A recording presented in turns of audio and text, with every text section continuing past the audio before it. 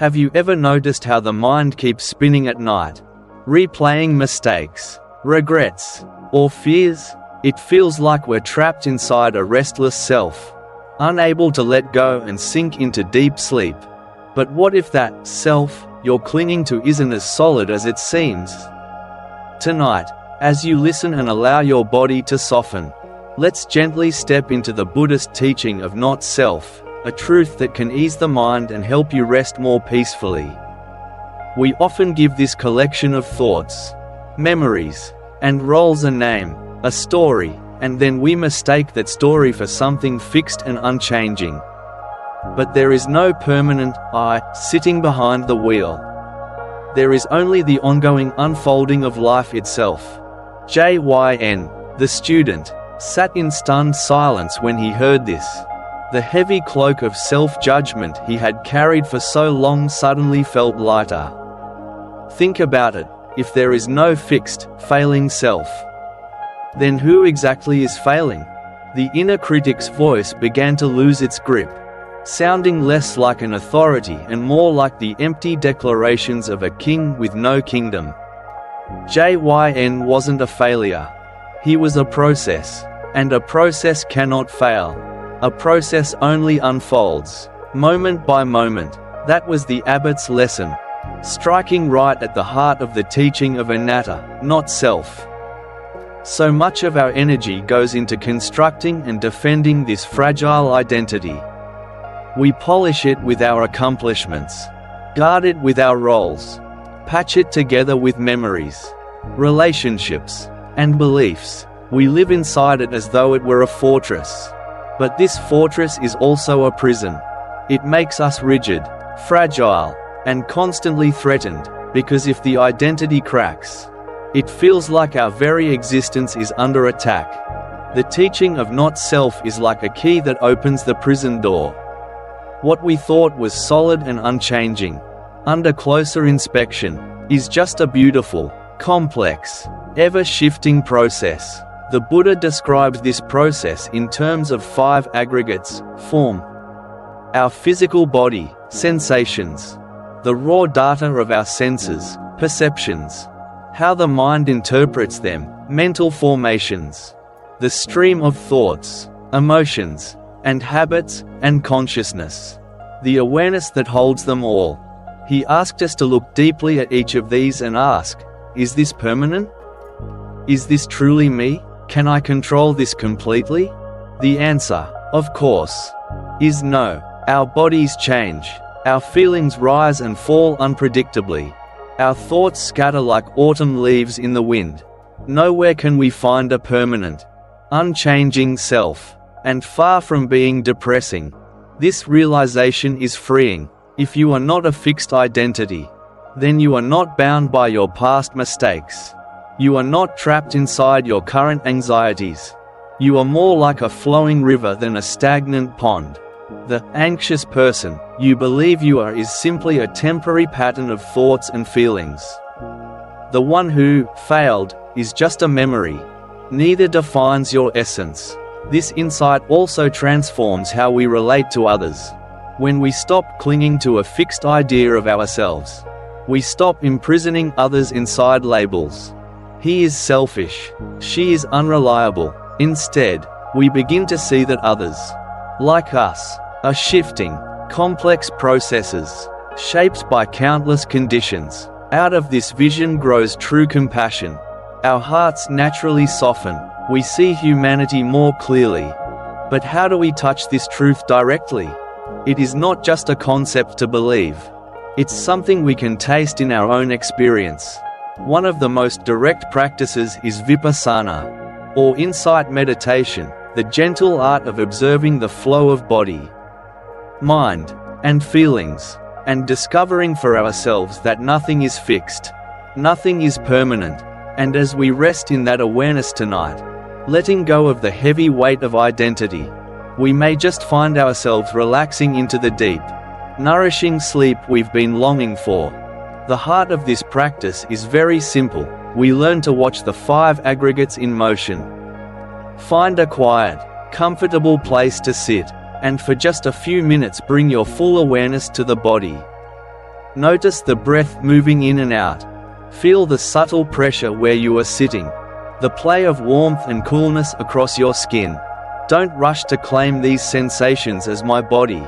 Instead, see them as changing patterns of form and sensation, appearing and dissolving in awareness. Then, gently shift your attention to the mind. Watch how thoughts begin to arise. One after another, a thought about the future suddenly appears. A memory from long ago floats up.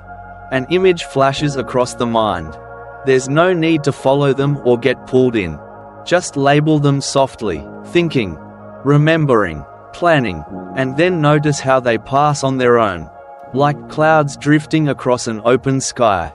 They are not your thoughts in the sense of being directed by a central controller. They are simply mental formations unfolding. Here and gone. Feelings, too, can be observed in this way. When peace arises, acknowledge it, peace is here. When restlessness shows up, acknowledge that too, restlessness is here. Each feeling is like a temporary shift in the weather, not your possession. Not your permanent identity. The aim of this practice is not to find something hidden, but to notice the absence of something, the absence of a solid, independent self running the show. Another powerful exercise is to gently question the sense of I. As you move through your day, whenever the thought, I want this, or I am angry, or I need to do that, arises, pause for a moment. Ask yourself, who is this I? Can you point to it in the body? Can you locate it in the thoughts themselves? Over time, this gentle inquiry begins to loosen the deep-seated assumption that there is a fixed me sitting in control. You start to see that the word I is more like a useful label, a pronoun we apply to experience, rather than evidence of a solid entity. Finally, we practice seeing interconnectedness. The next time you eat a piece of fruit, pause and reflect. The sun warmed it, the rain nourished it, the soil gave it minerals. A farmer cared for it, a worker transported it. That fruit is not an isolated object, it carries the entire universe within it. And just the same, you too are woven of countless conditions. Your thoughts, your beliefs, even your language are shaped by parents, culture, and education. Your body is kept alive by food, by water, by the breath of this planet. When we truly see this deep interdependence, the illusion of a separate, isolated self begins to dissolve. We realize we are not lonely islands. We are waves in the great ocean of life, inseparable from the whole. This realization, that the separate self is an illusion, naturally prepares us for the next teaching, dependent origination, or paticcasamuppada. This profound doctrine reveals the very fabric of reality. Nothing at all exists on its own. Everything, without exception, arises because of countless conditions. Every object, every thought, every person, every moment is a meeting point of causes. Seeing this truth does more than shift the way we think. It melts the roots of alienation and loneliness. And from that soil, a deep, unshakable compassion begins to grow. There is an old story of a solitary monk named Sela, who withdrew to a remote mountain cave in order to deepen his meditation. He longed for a peace that would be completely his own, untouched by the noise, the chaos, and the messiness of the world outside. He believed that by withdrawing into isolation, he could touch a pure, independent state of enlightenment. Every day his routine was simple. A villager would quietly leave a single bowl of rice at the mouth of his cave. And that was his daily meal. One morning, as he sat down to eat, he paused. He looked carefully at the small white grains resting in his bowl. And then his teacher's words came back to him. Look deeply into any one thing, and you will see the whole universe. He decided to try, focusing all of his attention on a single grain of rice. At first he saw nothing more than a tiny white speck. But as his mind grew still, his vision deepened. Suddenly, he could see the farmer who had planted the seed, his back bent beneath the hot sun, his hands worn and calloused from long hours of labor. He saw the rich, dark soil that had nourished the seed, and the monsoon rains that had soaked into the earth, rains that had traveled across the sky as clouds, drifting in from a faraway ocean. He saw the sun itself, that fiery star millions of miles away, pouring its warmth and light into the rice stalk so it could grow. And then his vision widened further. He saw the people who harvested the rice, those who milled it, and the one who carried it to the market. He saw the villager who, with quiet kindness, cooked the rice and carried it to his cave. He saw the potter who had shaped his simple clay bowl, and the fire that hardened it in the kiln.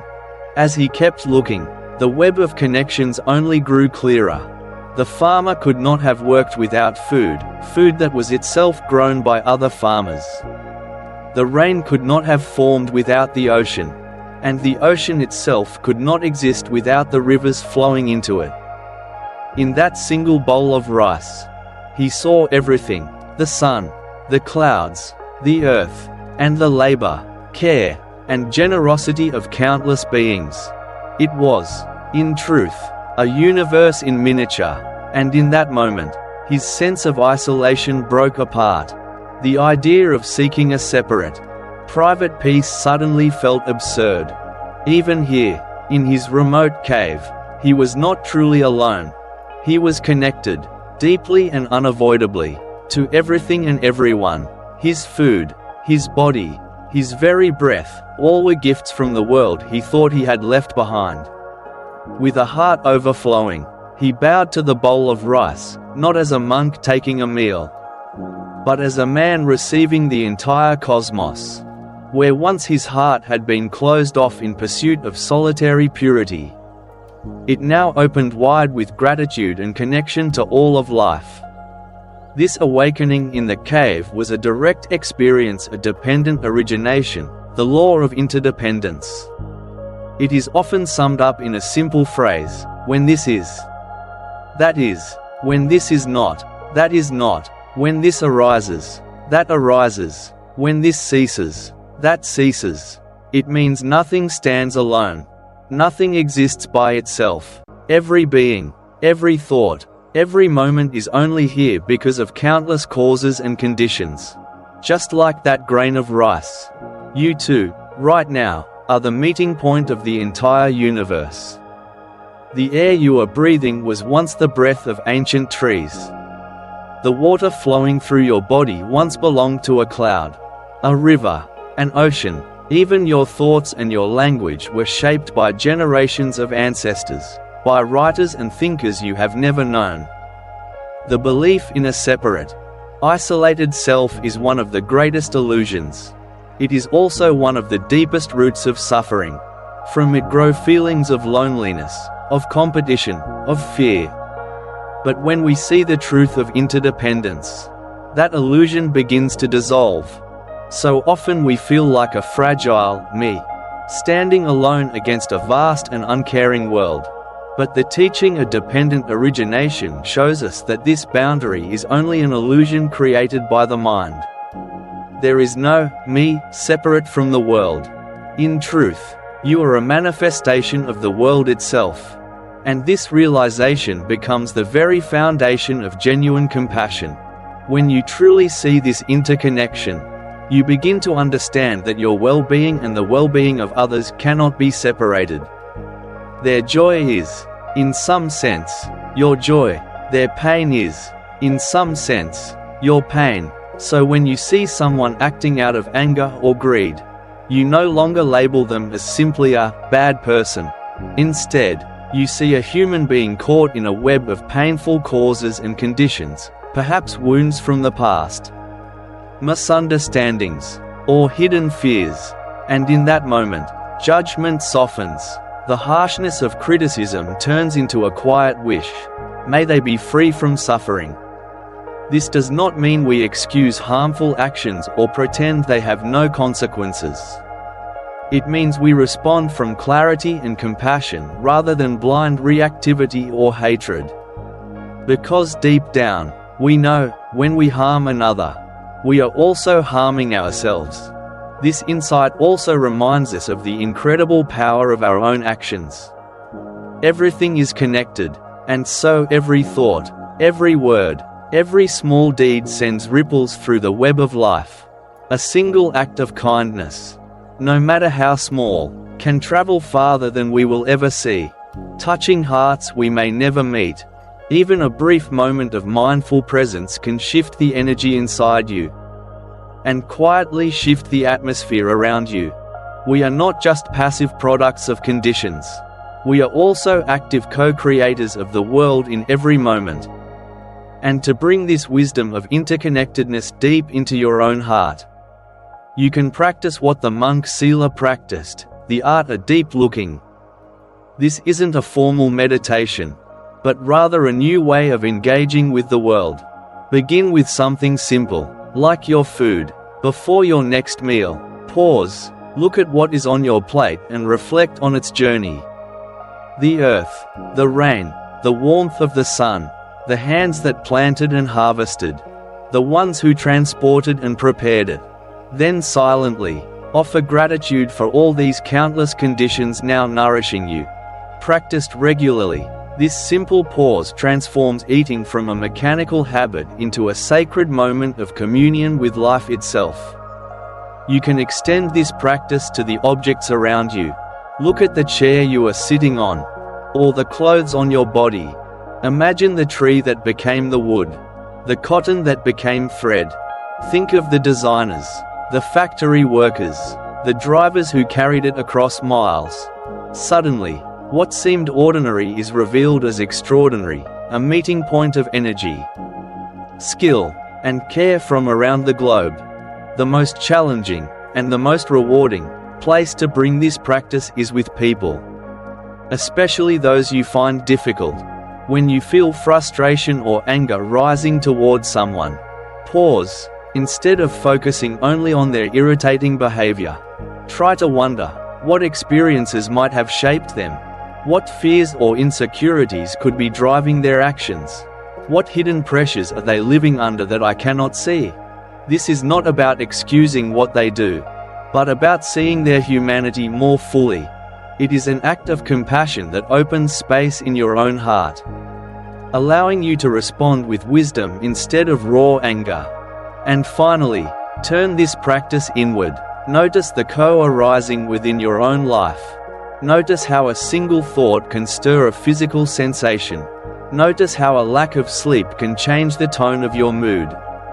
In these small observations, the truth of interconnectedness becomes alive, not as an idea, but as an experience moving through you. Notice how even a single kind word can shift the chemistry of your entire body. A smile, a gentle phrase, and suddenly, everything inside feels different. This is how your inner world works. It is also a vast web of dependent origination. By observing these connections without judgment, you begin to see clearly how peace and well-being can be cultivated, not by force, but by planting the right causes and conditions. Let us pause here, take a slow breath and feel this truth directly. The air entering your lungs is a gift of the wide atmosphere. The ground beneath you, steady and solid, is a gift from the ancient earth. In this very moment, you are held, you belong, you are part of this magnificent web of life. And if this sense of belonging touches your heart, I invite you to stay with us here on Daily Dharma Wisdom. Together, we can continue exploring these quiet but powerful truths, one gentle step at a time. Having seen that we are not separate, but part of a vast interconnected flow, a natural question arises: how do we move through this flow skillfully? The Buddha's answer was beautifully simple and profoundly wise: we walk the middle way. This is not a path of compromise, nor is it a bland, mediocre in-between. It is a living, intelligent path of balance, one that avoids the two extremes that cause so much suffering. On one side lies the extreme of indulgence in pleasures. On the other, the extreme of harsh self-punishment. The middle way is the space between clinging and aversion, between pulling too tight and letting go too loose. It is the art of living with both wisdom and grace, finding a sacred center in every aspect of our lives. The story of the middle way is really the story of the Buddha's own life. Before his awakening, he lived as Prince Siddhartha, surrounded by every luxury imaginable: beautiful palaces, fine clothing, rich food, and carefully shielded from all sights of suffering. He lived in the extreme of sensual indulgence, chasing happiness through pleasure. And yet, despite having everything, he felt an emptiness at the core. He realized this kind of happiness was fragile, dependent on conditions outside himself, and could never bring lasting peace.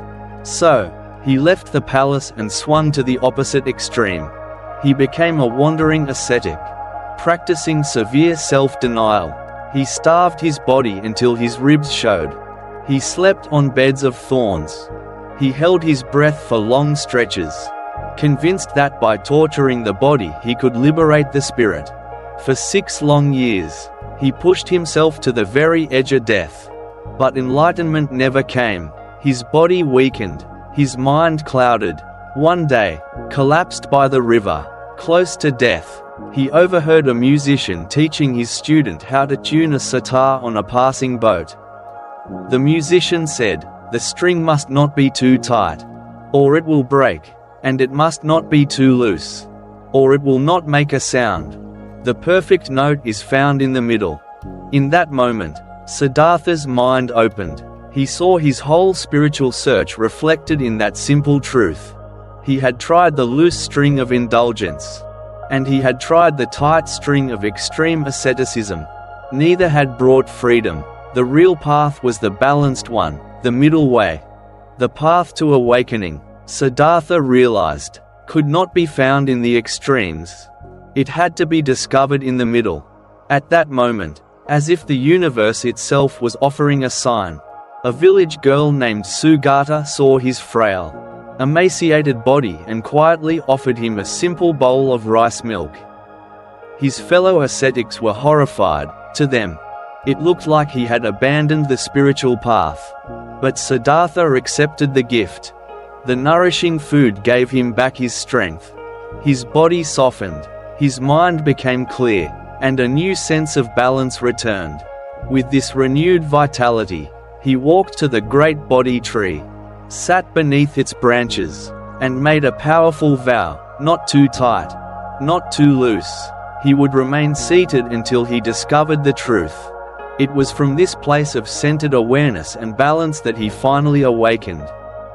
Becoming the Buddha, his experience teaches us something essential. The path to peace is never found in extremes. Indulgence dulls the mind, leaving it restless, always chasing after the next pleasure. Harsh self-denial makes the mind brittle, resentful, and can even disguise itself as a kind of self-hatred hiding under the name of discipline. The middle way, instead, is a path of kindness and wisdom, and it touches every aspect of how we live. Take, for example, our relationship with the body. One extreme is to neglect it entirely, feeding it with unhealthy foods, ignoring rest, and treating it carelessly. The other extreme is to obsess over it, demanding impossible perfection, punishing it with excessive workouts or restrictive diets. The middle way is neither neglect nor obsession. It is respect, treating the body as the precious vehicle of our spiritual journey. We nourish it with healthy food. We give it the rest it needs. And we move it with joy instead of aggression. It is about listening to the body's wisdom. The same principle applies to the way we use effort in life. Sometimes we push ourselves relentlessly, driven by ambition or fear, until exhaustion and burnout consume us. That is the string pulled too tight. At other times, we fall into lethargy and procrastination, avoiding effort, avoiding discomfort. That is the string too loose. The middle way is cultivating right effort, a balanced, sustainable energy. It is knowing when to strive and when to soften. It is working with diligence but without frantic tension, and resting with intention but without guilt. This balance is not a fixed point to achieve once and for all. It is a living rhythm, a dance we learn to feel and adjust moment by moment. The middle way also guides our emotional life. We often swing between two extremes. On one side, suppressing emotions, denying them, pushing them away, and on the other side, indulging emotions, letting them carry us off completely. The middle path is mindfulness, the ability to be with our feelings, whether joy, sadness, or anger, without pushing them away and without being consumed by them. We acknowledge, this feeling is here. We allow it space, and we observe it with calm awareness, just as we might watch the weather shifting across the sky. This is the art of being neither too tight nor too loose with our own hearts. To walk the middle way is to become a master in the art of living. It asks for constant awareness and gentle self-correction. One practical step is to cultivate the habit of inward listening. Before you eat, pause and ask your body, what do I truly need for nourishment? Before you take on another project, ask yourself, do I have the energy for this? Or is rest the wiser choice? Before you respond in a conversation, ask your heart, what is the most balanced and kind reply I can give here? This practice of listening inward becomes your compass for the middle way. It moves you away from living by rigid rules, and guides you toward responding with flexible wisdom. Another simple practice is to notice your own patterns of extremes. Do you lean toward being too hard on yourself? Or too lenient? Do you push until you break? Or avoid effort altogether? Simply notice these tendencies, without judgment. In that noticing, the door to balance begins to open. Awareness is always the very first step toward balance. The moment you notice, my mind feels too tight, too harsh, you've already begun to shift. For example, if you tend to fall into self-criticism, that inner voice that says you are never enough, you can gently meet it with compassion. You can pause, breathe, and tell yourself, it's okay. I'm doing my best. And if you notice the opposite tendency, procrastination, avoidance, that loose, drifting energy, you can respond with kindness as well. Take just one small, gentle step forward. Break the task into pieces that feel manageable. Bit by bit, the way forward opens. This is how the middle way looks in daily life. The same applies to our spiritual practice. Some days meditation feels effortless, filled with peace and clarity. Other days, the mind is restless, the body uncomfortable, and even a single minute feels like a struggle. The middle way is to keep showing up with kindness. Don't cling to the blissful states, and don't despair when the practice feels heavy. Simply offer your gentle attention, whether it is for 5 minutes or for an hour. The value lies not in the result, but in the steady, balanced effort. And always remember the old image of the sitar string. Ask yourself, again and again, am I too tight or too loose right now? This question can touch every part of your life, your posture, your breathing, the way you hold the steering wheel, even your attitude toward a problem. More often than not, you'll notice tension, and in that moment, you can consciously exhale, soften, and let go. This gentle retuning, moment by moment, is the practice of the middle way. It is how we create harmony, how we make beautiful music with our own lives. So let's pause together now. Feel your breath, not forced, not shallow, but steady and natural. Feel your body, not rigid, not slumped, but quietly present. This is the middle. This is balance. This is peace. And if this sense of balance speaks to your heart, I invite you to stay connected with us here on Daily Dharma Wisdom. Let us continue walking this balanced path together. one mindful step at a time. You know, when I listen to this teaching about impermanence and the middle way, I think a lot about my own life. Many times, I also go to the two extremes. Sometimes, I put myself too hard, and then I feel so tired. Other times, I delay and avoid, and that makes me stressful. The story about the Sasa screen really taught me not to type, not to lose simple words, but so true. It reminds me that in work, in rest, even in relationships, balance is the key. I also realize that many times I judge myself too harshly. And when I stop, breathe, and say, I am doing my best, I feel lighter inside. Maybe you feel the same? For me, the middle way is not about being perfect. It's about noticing, adjusting, and coming back to balance again and again. That gives me hope because I don't need to always get it right. I just need to keep trying, one small step at a time. So, how about you? Do you feel you are more too tight, always pushing, or too loose, avoiding things? Share with me in the comments. I would love to hear your story.